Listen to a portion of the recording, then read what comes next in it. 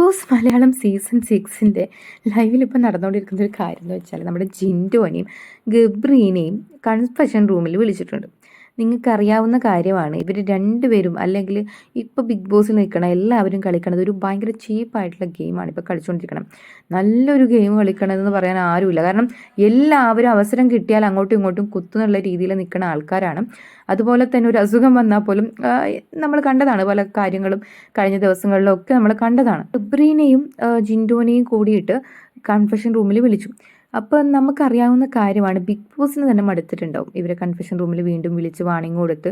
ഇത് എത്ര വട്ടമാണ് ഇത് ബിഗ് ബോസ് കാണിക്കുന്നത്. ഇന്ന് തന്നെ നമ്മൾ കുറച്ച് നേരത്തെ കണ്ടത്, ഇവർ തമ്മിൽ അടിയായ സമയത്ത് ബിഗ് ബോസ് ആദ്യം എന്ത് ചെയ്തു എന്ന് വെച്ചാൽ കുറച്ച് നേരം അവരെ റൂമിലേക്ക്, ലിവിങ് ഏരിയ ആ റൂമിലേക്ക് വിളിച്ച് അവിടെ ഇരുത്തിയിട്ട് പറഞ്ഞ് കുറച്ച് നേരം ഇവിടെ ഇരിക്കൂ, ഇനിയെങ്കിലും നിങ്ങളുടെ അടിയും കാര്യങ്ങളൊക്കെ തീരട്ടെ, ഒരു 5 മിനിറ്റ് ഇവിടെ സമാധാനമായിട്ട് ഇരിക്കൂ എന്ന് പറഞ്ഞിട്ട് അവിടെ പിടിച്ചിരുത്തി.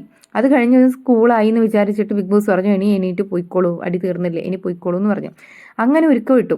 അത് കഴിഞ്ഞിപ്പം വീണ്ടും അടിയായതിനു ശേഷമാണ്, അതായത് അവർ നിർത്തുന്നില്ല, അവർക്ക് എത്ര പറഞ്ഞിട്ടും വാണിംഗ് കൊടുത്തിട്ടും മനസ്സിലാകുന്നില്ല എന്ന് വേണം മനസ്സിലാക്കാൻ. കാരണം ജിൻഡോ ആണെങ്കിലും നമ്മുടെ ഗബ്രി ആണെങ്കിലും, ഇപ്പം ഗബ്രി കളിക്കണത് മെൻ കാർഡ് എന്ന് പറഞ്ഞൊരു സാധനം എടുത്തിട്ടുണ്ട്. അതായത് ബാഡ് ടച്ച്, ഗുഡ് ടച്ച് എന്ന് പറഞ്ഞിട്ടുള്ളൊരു സാധനം എടുത്തിട്ടുണ്ട്. വളരെ ചീപ്പായ രീതിയിലാണ് എല്ലാവരും കളിക്കണത്.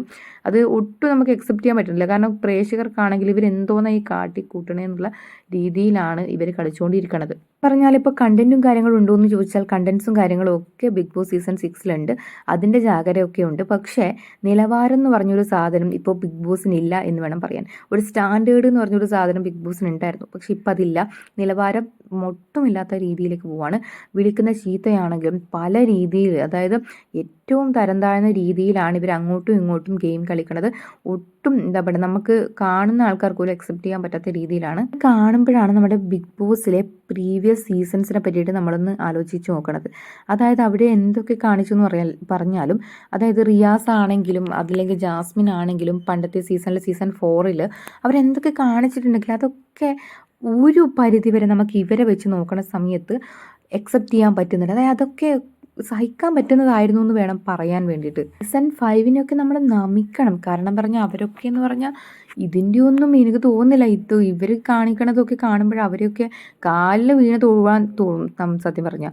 അത്രയും രീതിയിലാണ് ഇവർ തരം താഴ്ന്ന പരിപാടി എന്നൊക്കെ പറയാൻ പറ്റത്തില്ല, അതിലും താഴ്ന്ന പരിപാടിയാണ് ഇപ്പോൾ കാണിക്കണത്. ബിഗ് ബോസിൻ്റെ പേര് തന്നെ ഇപ്പം ഒരുമാതിരി എന്താ പറയുക, വേറെ രീതിയിലേക്ക് പോകുന്ന ഒരു കാര്യമാണ് നമ്മൾ കാണുന്നത്.